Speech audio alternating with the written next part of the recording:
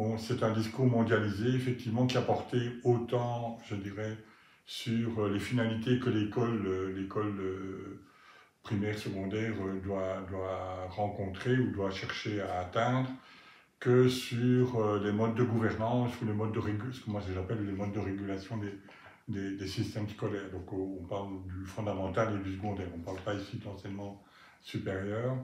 Et donc, que dit grosso modo ce discours? Il dit que finalement l'école doit chercher à, au fond, donner un ensemble de compétences et d'acquis, au moins de base, à l'ensemble des élèves, à l'ensemble des jeunes générations.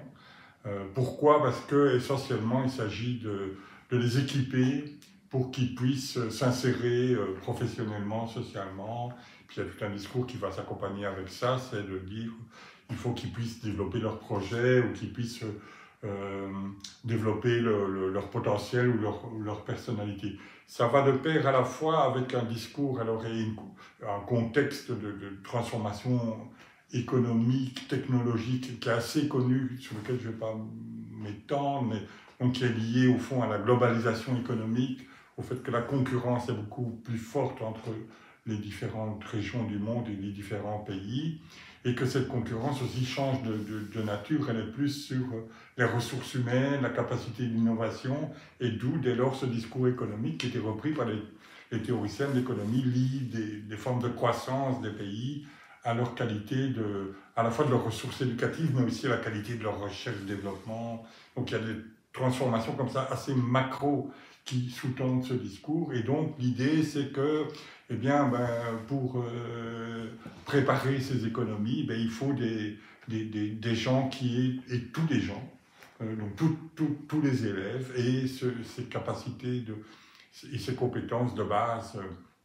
Et donc c'est aussi un discours qui est lié à des transformations beaucoup plus sociales, de la protection sociale, c'est-à-dire que bon, il y a des systèmes de sécurité sociale qui sont en changement là, depuis 20-30 ans au moins, et où de plus en plus il y a des nouveaux modèles de protection sociale qui se mettent en place, où justement la protection sociale elle est basée moins sur les droits liés à des statuts, je sais pas, d'emploi ou autres, ou de retraités, mais liés à une capacité que l'individu a de s'ajuster et à s'adapter à des circonstances de plus en plus changeantes. Et donc ça va de pair alors avec un discours sur la gouvernance des systèmes scolaires, où on attend des systèmes scolaires au fond qui soient plus efficaces qu'avant, notamment pour faire réussir tout le monde. Donc ça va être un des paradoxes de la gare, c'est qu'il y a une finalité très noble à la gestion axée sur le résultat. C'est la réussite de tous, ce qui est une finalité très ancrée au Québec depuis la fin des années 90. On parle non pas uniquement d'égalité d'accès, mais d'égalité de succès, ou de réussite en fait. Hein. Donc l'idée de réussite de tous, qui est maintenant présente ici en Belgique aussi, est très ancrée au Québec, et c'est une finalité aussi assez progressiste, hein, mais elle est reprise dans un discours sur les transformations à la fois technologiques et économiques. Et dès lors, pour que tout le monde réussisse, il s'agit de limiter alors les échecs dans l'école, de limiter les décrochages. Et donc, ça va amener à un discours sur le fait qu'il faut changer les modes de gouvernance du système. Il faut une gouvernance ou une régulation à la fois plus efficace. Et donc, le discours mondialisé va combiner au fond deux sources. Un discours qui est assez connu, qu'on appelle le discours de la nouvelle gestion publique. C'est la critique qui a émergé dans les années déjà 80 aux États-Unis et au Royaume-Uni sur le fait que l'État était assez inefficace dans ses services, et donc qu'il fallait faire une nouvelle gestion publique, la gouvernance. Mais dans le domaine de l'éducation, ce n'est pas que le discours sur la nouvelle gestion publique, il y a aussi un discours de l'école ou de l'enseignant efficace, qui est au fond, qui ont des sources assez différentes, sauf qu'évidemment on parle d'efficacité de deux côtés. Mais donc c'est un discours qui va être porté plus par, disons, les économistes de l'éducation ou les chercheurs en éducation. Il y a tout un courant d'ailleurs autour de la school effectiveness ou la school improvement, donc l'amélioration de l'école et l'efficacité de l'école qui va se développer. et qui va, au fond, surtout aux États-Unis, développer l'idée qu'au fond, les réformes jusqu'alors, au fond, ont raté leur cible, elles n'ont pas réussi à changer les pratiques dans les classes. Et elles n'ont pas réussi, au fond, elles s'arrêtaient toujours à la porte de la classe, on changeait pour la forme certains fonctionnements dans l'école, mais sans que ça ne touche les pratiques des enseignants. Et donc, il y a un discours qui va être porté par des chercheurs américains qui vont dire, mais non, mais il y a moyen d'aller plus loin. Et toutes les idées que l'école doit se changer par le bas, par des initiatives et des innovations locales portées par la base, par les enseignants, ce discours-là va être mis en fait en question par ces chercheurs et ils vont dire les critiques qui ont été faites, enfin, qui ont justifié l'innovation par le bas, sont basées sur des prémices fausses. La première, c'est qu'on ne puisse pas mesurer les résultats de l'éducation. On peut mesurer les résultats de l'éducation, et même si les examens externes, les évaluations externes sont très anciennes en fait dans les systèmes éducatifs, elles datent des années 50, 60, et elles étaient présentes en Belgique ou en Europe depuis longtemps. Mais donc on sait depuis les années 2000, par exemple, l'OCDE va faire ses évaluations PISA, et donc ils vont dire, mais non, on peut mesurer les résultats de l'éducation, d'une part, et d'autre part, ce discours va dire, il y a aussi des manières de faire l'école, d'organiser l'école et de faire la classe, qui sont plus efficaces que d'autres. Et donc, ces manières de faire l'école et la classe, il faut les diffuser. Et donc, voilà, il y a un discours sur la nécessaire réforme d'ensemble des systèmes qui va percoler et qui vont se greffer à l'idée qu'il faut poursuivre ces finalités plus nobles de réussite pour tous, avec un mix avec le discours sur la nouvelle gestion publique. Donc ça, c'est l'ensemble c'est un discours qui a pris des formes différentes d'un pays à l'autre, mais qui s'est diffusé et qui percole parce qu'il est notamment véhiculé par des organisations transnationales comme l'OCDE, qui vont réunir une série de chercheurs et faire circuler l'idée de... Alors, est-ce que McKinsey, puisque là vous avez posé la question, est présente au Québec? Non. Enfin, pas à ma connaissance, mais je l'aurais... Non.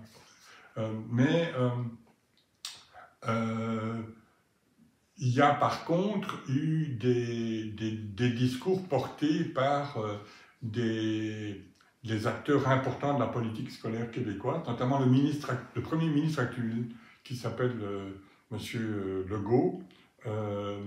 C'est un ancien industriel, il était le PDG d'une compagnie d'aviation qui vient de faire faillite suite à Covid d'ailleurs, mais qui s'appelle Air Transat. Et il était ministre de l'Éducation au tournant des années 2000. Et c'est lui qui va introduire les premiers outils de la gare dans le système éducatif québécois. Il va y avoir un rapport dans la fin des années 2008, si je me souviens bien, qui était présidé par un ancien président de la Banque de Montréal et qui va être à la tête d'un groupe qui va proposer un rapport qui s'appelle l'école j'y tiens et qui va proposer de lutter contre le décrochage et d'enfin arriver avec une école qui fasse réussir tout le monde. Donc on voit bien que, et ce n'est pas propre au Québec, ce discours est partagé par des acteurs très différents, mais notamment des acteurs industriels, ce qui rejoint les besoins que j'évoquais tout à l'heure. Ils s'inquiètent de la qualité des systèmes éducatifs parce que ça a des effets plus larges à la fois sur l'économie et la société.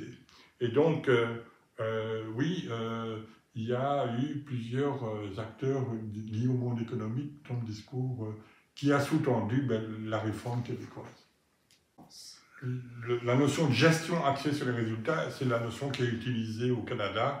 En anglais, ils appellent ça Result-Based Management.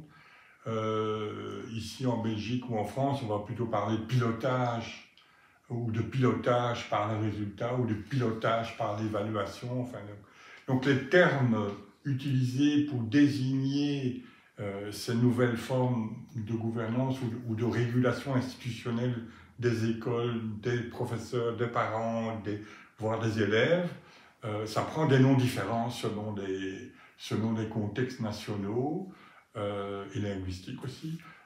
Et donc, en fait, de quoi il s'agit? En fait, donc, c'est d'abord des nouveaux modes d'orientation des conduites. Donc un mode de régulation ou un mode de gouvernance, ça vise à orienter les conduites à distance de la part d'autorités institutionnelles ou politiques, donc de la part d'une administration comme un ministère de l'Éducation. Et donc, c'est des modes de régulation qui, à la différence des modes de régulation assez classiques par la règle, le règlement, la hiérarchie, qu'on appelle des régulations dites bureaucratiques, qui existent toujours, c'est des régulations qui sont associées à de nouveaux mécanismes, notamment des mécanismes d'évaluation et des mécanismes de reddition de comptes. Et donc, en quoi quels sont les grands mécanismes ou ingrédients de ces modes de gouvernance par les résultats? D'une part, on va donner de l'autonomie aux écoles ou bien à des organisations intermédiaires. Alors en Belgique, c'est très compliqué les organisations intermédiaires parce que c'est des réseaux, on ne va pas entrer dans le détail, mais au Québec, ça s'appelait des commissions scolaires, et maintenant, ça s'appelle des centres de services scolaires. Je ne vais pas entrer dans les détails parce qu'il y a eu plusieurs lois successives. Mais donc, les écoles, comme les organismes intermédiaires, ont une relative autonomie gestionnaire et ou pédagogique. En même temps, le deuxième instrument qu'on met en place, c'est qu'on met en place des standards de référence en termes de programme. Donc, il s'agit au fond de mettre, pas tout le monde sur la même ligne, mais de mettre tout le monde avec les mêmes points à l'horizon. Voilà ce qu'il faudra faire apprendre aux élèves. Et il y a des standards de programme, mais il y a aussi des standards par rapport à l'évaluation. Et les standards par rapport à l'évaluation, ça va de pair avec la mise en place, ou parfois ça existait, des formes d'évaluation standardisées externes aux écoles. Donc on va mesurer à quel point les écoles ont atteint les standards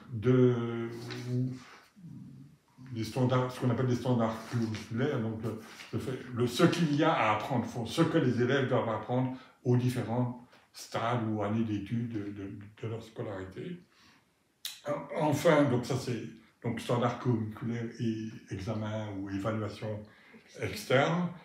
Et enfin, on va développer des outils plus managériaux, je dirais, mais par exemple, des outils de planification, comme des plans. Ici en Belgique, on va parler maintenant de plans de pilotage, mais au Québec, on parlait de plans de réussite. Ou de plans stratégiques quand c'était au niveau des commissions scolaires. On va mettre en place des outils contractuels, c'est-à-dire des contrats entre l'école qui a une relative autonomie et le pouvoir de tutelle. Bon, ici, ça va être les contrats d'objectifs. Hein.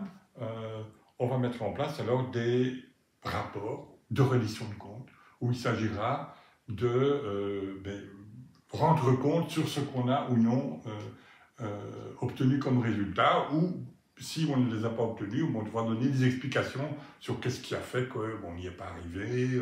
Voilà. Donc l'idée étant que, alors il y a différents types de systèmes. Enfin, en anglais, on parle aussi d'accountability, donc de responsabilisation, parce que c'est à la fois de la reddition de compte, la accountability et de la responsabilisation. Et donc, il s'agit de mettre en place des systèmes de responsabilisation sur les performances. Donc ça, c'est une idée de la nouvelle gestion publique, d'ailleurs. Et donc, ça devrait engager, alors selon les pays, on va mettre en place plus ou moins des sanctions très fortes, comme aux États-Unis au départ. Et de plus en plus, il s'agit d'inciter, au fond, les écoles ou leurs équipes à faire de l'auto-évaluation pour savoir comment améliorer les résultats et comment atteindre un peu mieux les cibles qu'on s'est données. Oui, dans les outils, il y a aussi on y reviendra peut-être, mais des cibles qui sont chiffrées ou quantifiées, qui vont être, au fond, précisées dans les contrats qui sont passés entre l'autorité de tutelle et l'école ou bien la commission scolaire. La gare ne vise pas forcément uniquement à réduire les dépenses publiques. Donc ce qu'on appelle un peu l'efficience, c'est vrai qu'elle le fait aussi. Par exemple, un des buts ministériels, un des objectifs du ministère de l'Éducation au Québec, c'est d'augmenter le taux de diplomation avant 20 ans. Donc le nombre d'élèves qui ont un diplôme de fin de secondaire ou un diplôme d'enseignement professionnel avant 20 ans. Alors le seul fait de dire avant 20 ans, normalement il termine à 17-18 ans, ça veut dire qu'on limite les nombres d'années de redoublement. Et donc ça joue sur l'efficience. Mais la gestion axée sur le résultat va mettre aussi en avant l'idée que il faut faire réussir un peu mieux les élèves qui sont qu'on appelle HDAA, donc handicapés ou en difficulté d'adaptation ou d'apprentissage. Donc elle va mettre en évidence un objectif d'inclusion où elle veut aussi réduire le décrochage scolaire et donc augmenter, au Québec on parle plutôt de persévérance scolaire, on va améliorer la persévérance scolaire, ce qui ne sont pas uniquement des buts d'efficience. Donc je pense que c'est une erreur de penser que c'est uniquement un discours d'efficience ou purement économiciste, comme je l'ai déjà dit tout à l'heure. Un des grands atouts, entre guillemets, de la gare pour passer au niveau des enseignants, c'est qu'elle a des finalités qui paraissent très nobles.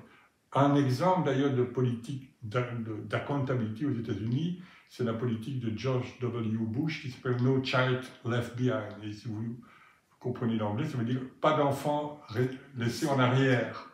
Donc le discours du fait que c'est pour un but très noble, en fait, que les élèves ne décrochent pas ou que les élèves réussissent, c'est très important à prendre en considération.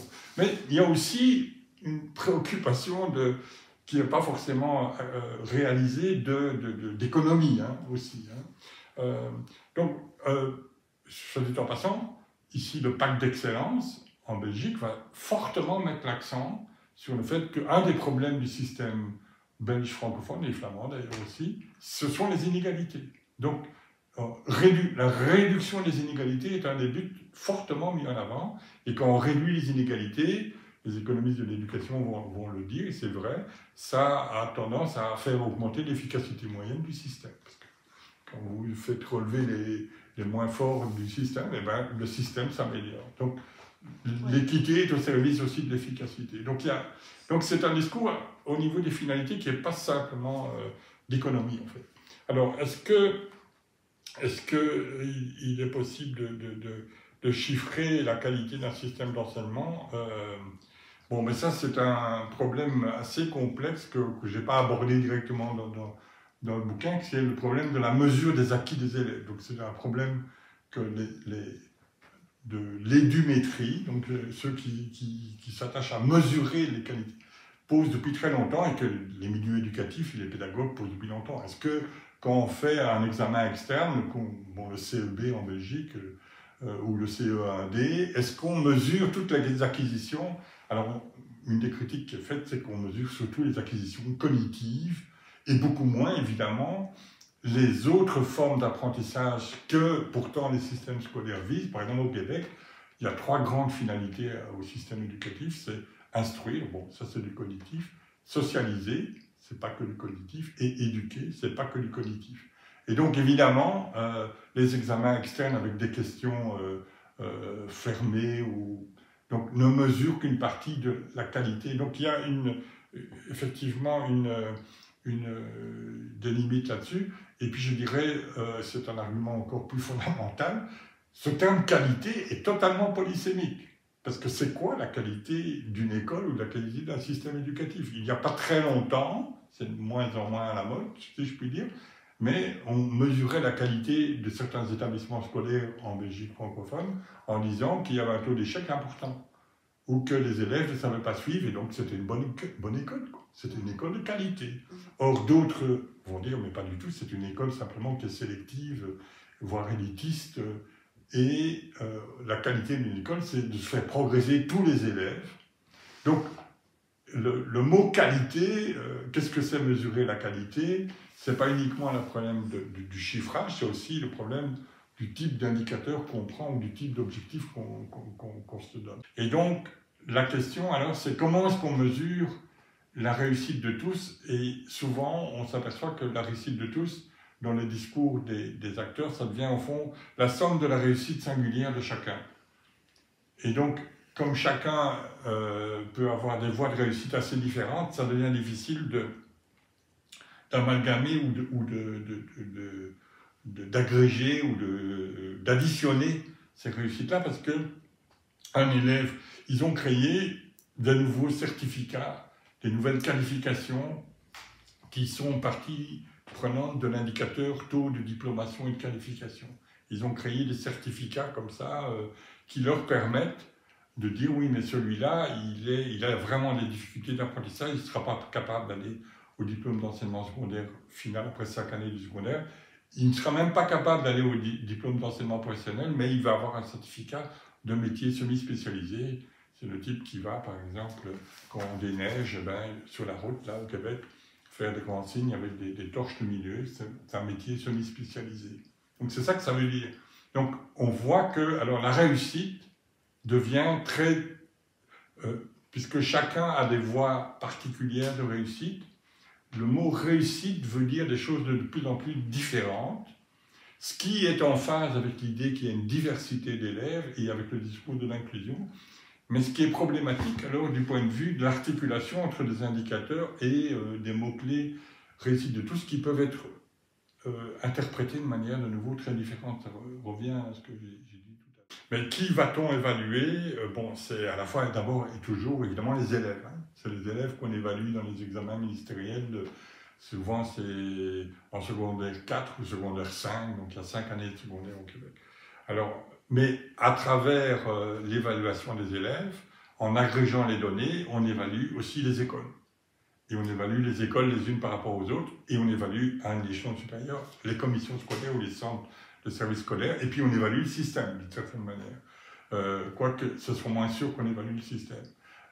Et donc, on évalue aussi, évidemment, au sein des écoles, on évalue aussi ce qu'on appelle au Québec les départements. C'est-à-dire, bon, nous, on a travaillé surtout sur les écoles secondaires. Les départements, c'est par exemple tous les enseignants de maths, tous les enseignants de français. Alors, comme il peut y avoir des grosses écoles qu'on appelle des polyvalentes, voire jusqu'à 2400 élèves, un département, ça fait quand même 7, 8, 9, 10 profs. Et donc, on va comparer, donc on va évaluer indirectement, à partir des résultats des élèves, les enseignants ou ces départements. Et donc, ce qui va être évalué, comme je l'ai dit, ça c'est qui est évalué, ce sont les performances aux examens externes, ce sont aussi les taux de diplomation, ce sont aussi des statistiques de décrochage des élèves. Alors, quels sont les enjeux? C'est que de plus en plus, on va reporter une partie au moins de la responsabilité de la réussite ou de l'efficacité de l'école sur les échelons inférieurs. Donc, ce système d'accountability ou de gestion accessible aux résultats, c'est comme le discours qui est ici tenu sur le volet gouvernance du pacte d'excellence, ça articule l'autonomie et la responsabilisation. On va responsabiliser et on responsabilise sur base de l'évaluation des résultats et sur base du discours que va tenir l'acteur, que ce soit l'école ou l'enseignant, sur pourquoi il a ou non eu une baisse de ses résultats. Voilà. Donc ça, c'est l'enjeu, effectivement, de l'évaluation. Un premier type d'effet, mais qui est en partie lié à la garde, en partie lié aux examens externes, c'est que de plus en plus, les enseignants et les écoles vont se centrer sur ce qui est évalué. On enseigne ce qui est évalué, et le fait, je vais y revenir peut-être par la suite, qu'on puisse monitorer les résultats des écoles voire des classes et des enseignants avec des statistiques et des tableaux Excel, en fait, ça va amener de plus en plus une volonté, je dirais, des enseignants de ne pas avoir d'ennui, donc ils vont se centrer sur ce sur quoi le ministère évalue. Mais ça va être aussi suivi par les équipes de direction qui vont dire, bon, mais écoute, il faut absolument que tu vois, il y a un outil au Québec qui n'existe pas ici. Au-delà du programme, il y a ce qu'on appelle la progression des apprentissages. Et donc, c'est un découpage didactique de chaque matière qui permet de savoir exactement ce que l'enseignant a fait ou pas. Et donc, il faut faire des réunions entre enseignants pour voir est-ce qu'on a bien suivi la progression des apprentissages, parce que c'est là-dessus que l'examen ministériel évalue, en fait. Donc, il y a une centration des enseignements sur ce qui est évalué, et donc ça peut conduire à ce qu'on appelle une réduction curriculaire. Ce que vous dites, on ne va pas... Il y a des choses qu'on ne va pas voir. Alors, nous, on a vu par exemple des enseignants de français qui ont dit, bon, ben, nous, on survole la poésie, parce que de toute façon, ce n'est pas l'examen ministériel. Moi, je juge comme prof, je suis en secondaire 5, que c'est important, surtout ceux qui vont au collège après. Mais bon, ça n'est pas ni appuyé par la direction, ni par les élèves, et elle a envie que ses élèves réussissent. C'est ça aussi la logique du système, c'est que chaque enseignant a envie que ses élèves réussissent, et donc pour les faire réussir, il s'agit d'abord de les faire réussir l'examen ministériel qui vaut 50% des évaluations. L'autre 50%, c'est les évaluations au fur et à mesure dans la classe. Donc, réduction curriculaire. Troisième effet, c'est que, surtout de façon variée selon peut-être les enseignants et les écoles, on va préparer les élèves aux examens. Donc, on va faire du bachotage, qu'on appelle en anglais le teaching to the test. On va faire du bachotage. Donc, ça, c'est tous des effets qui avaient déjà été mesurés, mais comme la politique québécoise se veut une politique un peu soft, basée sur une mise en avant de la nécessaire auto-évaluation des équipes, réflexivité des équipes, en fait, sans qu'il y ait des grosses sanctions à la clé du genre on vire la direction, où il y a des primes au mérite, comme en Angleterre, collective, où si vous performez bien au résultat, ben, vous allez avoir un salaire supplémentaire. Donc ça n'existe pas au Québec, mais n'empêche que les conséquences qu'on avait observées dans ces systèmes à fort enjeu se vérifient ici au Québec aussi. Et donc un dernier effet qu'on peut voir aussi, c'est qu'il y a une tentation, bien entendu, de manipuler les notes au fond. Un dernier point peut-être qu'il faut aborder par rapport à ce que vous posez sur est-ce que finalement on enseigne pour se positionner sur le marché ou est-ce qu'on enseigne pour développer un citoyen critique. En fait, un enseignant d'histoire qu'on a interviewé, enfin que j'ai interviewé personnellement, je me souviens très bien de sa réponse, il était plutôt pour la garde. Il m'a dit oui, mais mes résultats améliorent. Donc c'était en secondaire 4, donc 4e année du secondaire, et le cours s'appelle Histoire et éducation à la citoyenneté au Québec. Et donc, il disait, il suit beaucoup plus la progression des apprentissages, ils l'ont fait en équipe de profs, bon.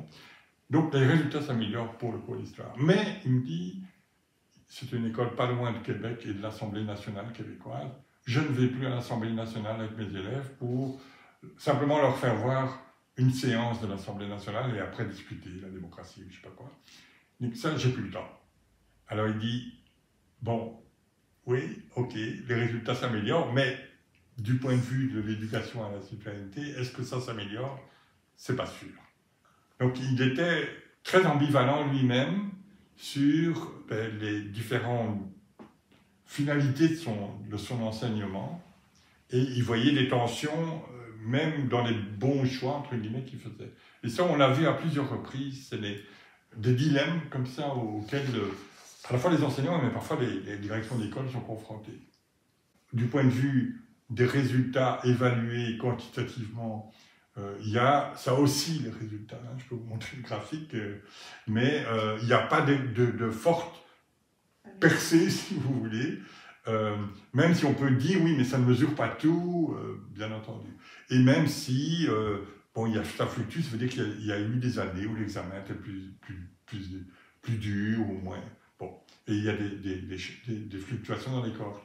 Alors, ça, c'est une première donne qui est un peu paradoxale avec une autre donnée que met en avant le ministère pour dire ça marche, c'est qu'il y a une augmentation des taux de diplomation de qualification et il y a une baisse du décrochage. Qu'on voit une graphique claire il y a une baisse du décrochage, notamment chez les garçons, qui était plus fort. Mais il faut savoir comment le décrochage est défini au Québec. En fait, le décrochage, c'est de ne pas atteindre un diplôme ou une qualification. Donc, en fait, le décrochage, c'est l'inverse du taux de diplomation et de qualification. Et le taux de diplomation et de qualification, il augmente à peu près de 8% qualification. Mais le ministère lui-même reconnaît que dans les 8%, il y a en fait 3% d'augmentation qui sont liés à la création de nouveaux certificats, dont je parlais tout à l'heure, donc les certificats. Donc ils ont créé des... Alors évidemment, Alors, ce qui est paradoxal, bon, on ne sait pas à quoi exactement c'est dû, est-ce que c'est dû à la gare? Mais ce qui est paradoxal, c'est qu'en même temps, les résultats aux examens ministériels ne s'améliorent pas. Donc voilà, donc autrement dit, moi je conclue en disant c'est au minimum discutable. Ça fait à peu près 30% maintenant des élèves à Montréal, au Québec, un peu moins dans les régions, comme on dit, mais dans ces écoles privées ne sont pas soumises à la gare. Donc la gare, c'est pour les écoles publiques, uniquement. Pourquoi? Parce que les écoles privées performent très bien aux examens ministériels et diplôment à peu près tout le monde. Pourquoi? Parce qu'elles sont sélectives. C'est assez simple, elles sont sélectives parce qu'elles sont chères et elles sélectionnent à l'entrée sur base de notes scolaires. Donc il n'y a pas une réflexivité sur tout le système, ni la finalité du système, ni sur les dilemmes que j'ai évoqués. Éventuellement, les enseignants vont pouvoir venir avec ça. Mais donc la finalité, la réflexivité et l'amélioration des pratiques, elle est articulée à ces systèmes de suivi des résultats. Et ce système de suivi des résultats, c'est ça le système de la gare. Et ça a été importé de l'Ontario, qui est considéré au niveau canadien et même au niveau mondial comme un des systèmes performants au monde. Hein? Et ils ont amélioré un peu, l'Ontario a un peu amélioré ses performances grâce à ça. Donc il y a de la réflexivité et qui est difficile de remettre en cause parce que justement, le discours de direction, c'est de dire, bon, mais vous devez être des vrais professionnels. Et donc, être un professionnel, c'est réfléchir sur ses pratiques, c'est réfléchir sur ses résultats. Le problème, c'est que c'est en même temps, de façon au mieux par une décision collective, ça réduit clairement l'autonomie de décision des enseignants. Hein, parce qu'ils peuvent, par exemple, ils vont décider que la commission scolaire ou l'école, soit la commission scolaire va décider que dorénavant, on n'évalue plus le français dans les différentes branches.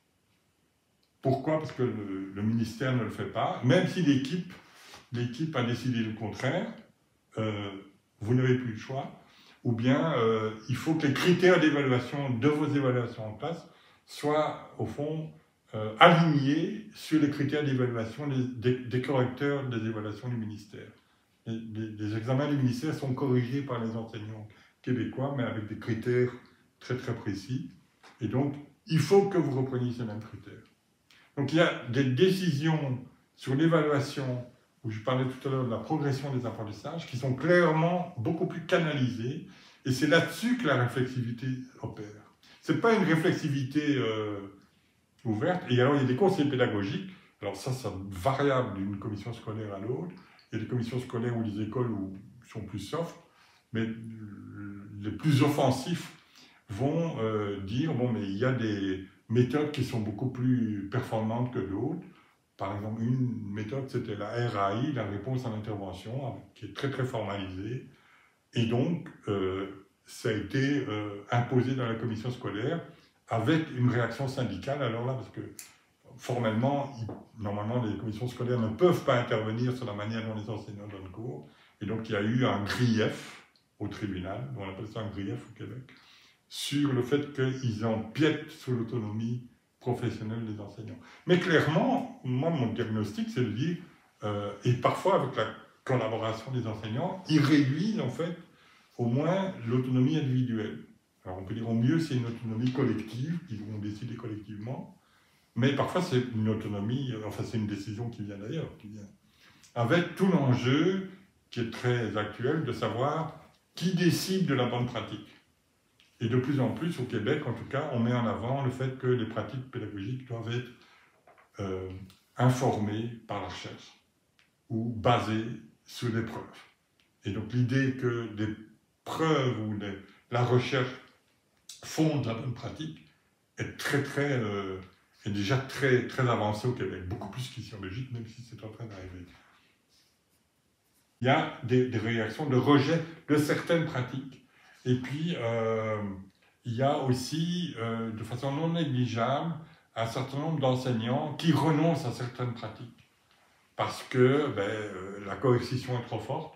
Donc, par exemple, l'enseignant d'histoire que j'évoquais, c'est clairement de la renonciation. Il renonce parce qu'il n'a pas trop le choix. C'est une renonciation ambivalente parce qu'en même temps, il adhère à l'idée de suivre la progression des apprentissages pour faire améliorer les notes de ses élèves à l'examen d'histoire. Donc, autrement dit, c'est des réactions des enseignants au niveau individuel sont relativement variées. Alors, pour revenir à la question des chiffres, un des aspects qui est le plus rejeté dans la gare, c'est les chiffres.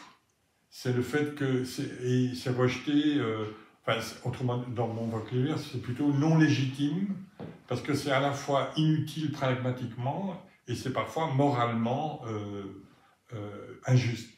Donc l'idée, par exemple, que on se base sur les données pour imputer toute la responsabilité de l'échec ou de la non-réussite à l'enseignant, ou surtout le fait que, par exemple, les chiffres sont des chiffres pour une moyenne pour l'école ou pour la classe, mais ça ne m'aide pas, moi, enseignant, à savoir ce que je dois faire avec tel élève, en fait.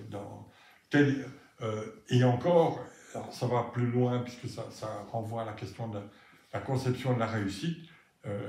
Donc là, j'ai dit la note de passage à 60%, mais il y a des enseignants qui m'ont dit, oui, mais bon, moi j'ai une élève qui a 42% en maths, si je la fais progresser à 55, c'est déjà pas mal. Donc la fait progresser, pour moi c'est une réussite, mais ce n'est pas une réussite pour l'école et pour le ministère, puisqu'il faut la note de passage. Mais je ne vais jamais y arriver à avoir 60% avec cet élève-là. Donc autrement dit, là, le fait de savoir qu'elle n'y arrive pas, ou que ça ne change rien dans ma pratique. Donc les données chiffrées sont considérées comme souvent très négativement aussi parce que alors le discours c'est de dire oui mais la quantification c'est nous on traite avec l'humain et pas avec des chiffres, donc il y a toute une critique là-dessus. Mais comme je le disais tout à l'heure, en même temps les enseignants vont adhérer à la finalité de la gare parce qu'ils vont dire mais moi mon boulot c'est de faire réussir les élèves. Donc, vous voyez, c'est très compliqué. C'est une politique ambiguë de ce point de vue-là. Et alors, pour revenir à maintenant, ça c'est donc ce qui sous-tend la variété et l'ambivalence des réactions individuelles des enseignants. Et je pense qu'ici, par rapport au pacte d'excellence, c'est la même chose qui est en train de se passer. Parce que je suis 2-3 mémoires sur la manière dont le pacte d'excellence est mis en place. Il y a aussi les mêmes ambivalences maintenant, pour revenir aux réactions plus collectives, donc les syndicats enseignants ont levé les boucliers quand c'est passé, donc ils n'étaient pas opposés à la réussite de tous, bien entendu. C'est même eux qui, au Québec, l'avaient poussé, cette réussite de tous, antérieurement. Donc c'est pas ça la clé. Mais ils vont être contre une approche dite comptable de l'éducation, ils vont donc s'opposer complètement aussi au nom d'un risque de perte d'autonomie professionnelle. Une grosse critique qui est faite. On est d'accord pour la réussite, mais les soutiens ne viennent pas assez. Donc la critique de moyens insuffisants qui n'accompagnent pas en fait la gare, c'est aussi une grosse critique. Et donc, comme il y a eu un gouvernement libéral qui a fait une austérité budgétaire, du coup, les syndicats étaient d'abord là-dessus. Il y a une pénurie d'enseignants, notamment de jeunes enseignants.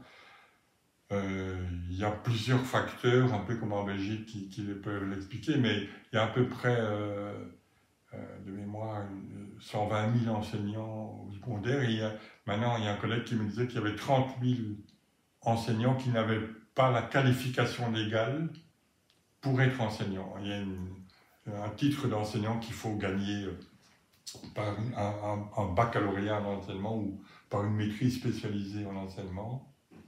Il y en aurait 30 000. C'est-à-dire que les commissions scolaires vont faire appel à des gens qui n'ont Et ils ont un peu comme ici d'ailleurs, assoupli, ici on parle des titres requis, assoupli les conditions d'exercice en vertu de la pénurie d'enseignants. Alors, est-ce que la gare a augmenté le problème? C'est bien possible, parce qu'effectivement, il y a des enseignants qui se plaignent du fait qu'ils sont de plus en plus encadrés sans que leur salaire n'ait forcément gagné ou se soit amélioré. Et puis je pense que l'un ne compense pas forcément l'autre. Enfin, ça c'est pour les recherches que j'ai faites ici en Belgique il y a 15-20 ans sur le métier enseignant. La plupart des enseignants qu'on avait enquêtés à l'époque, et je crois que c'est valable aussi au Québec, ne choisissent pas la profession pour le salaire ou la pension. Enfin, si ça peut être une considération secondaire ou seconde, généralement, c'est souvent pour le contenu du métier. Et là, la gare affecte le contenu du métier. Donc voilà.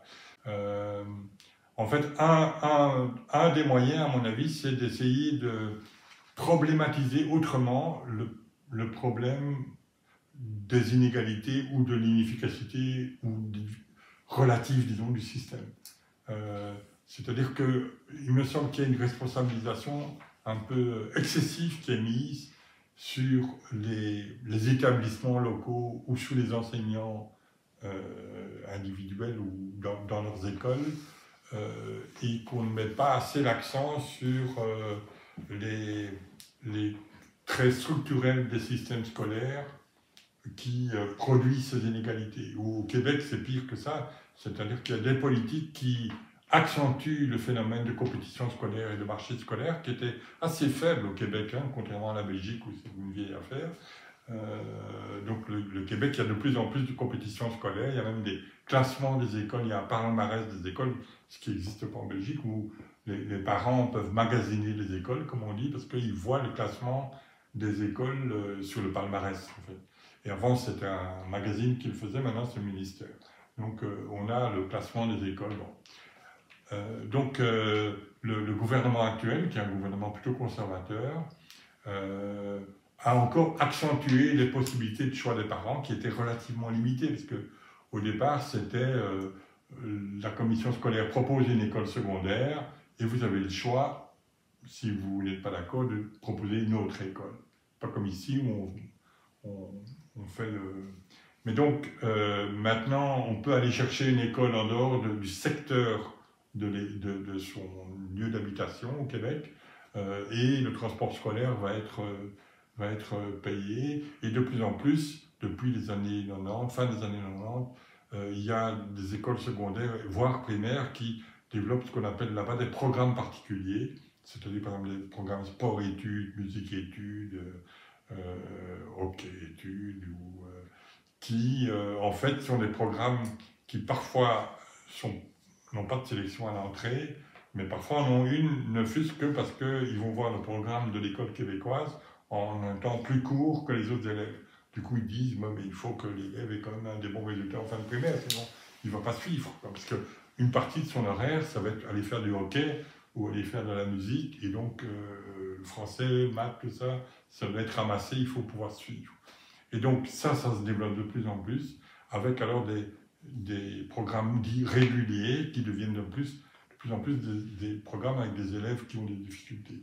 Donc là, les mouvements sociopédagogiques ou les syndicats sont bien conscients du problème. Et donc, c'est de mettre l'accent là-dessus comme source du problème des inégalités ou du décrochage, plutôt que simplement, je ne dis pas que les écoles n'ont pas de responsabilité ou que les enseignants n'ont pas de responsabilité, mais c'en est une autre.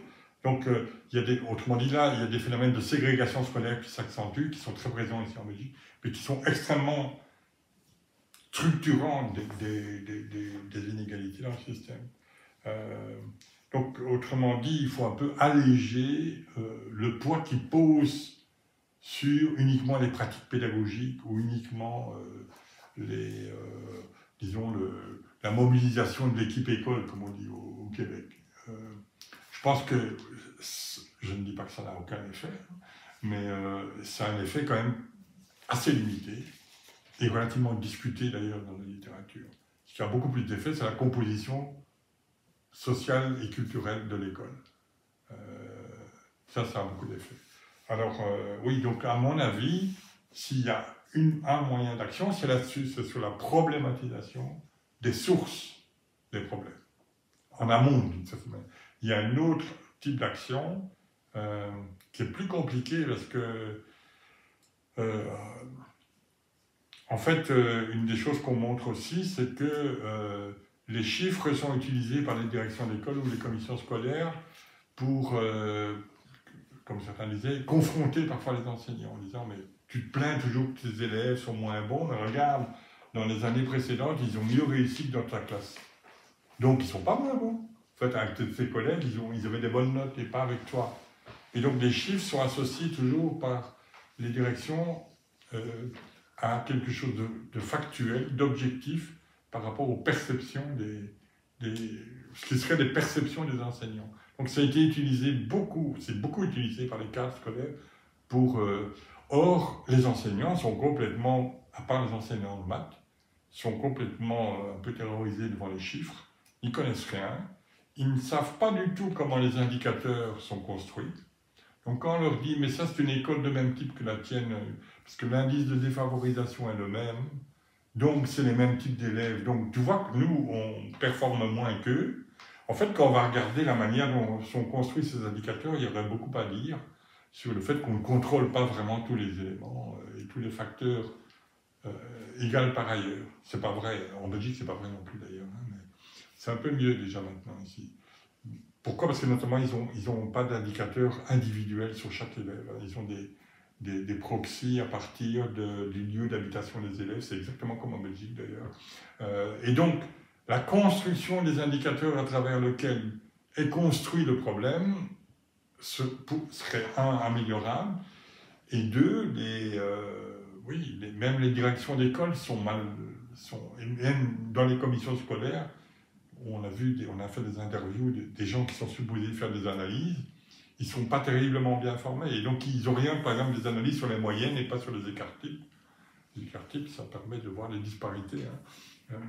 Donc il y aurait, autrement dit, collectivement, je pense que les organisations syndicales enseignantes ou même de direction d'école auraient intérêt à s'occuper de savoir comment sont construits le système de données qui est en train de se développer sur le système éducatif.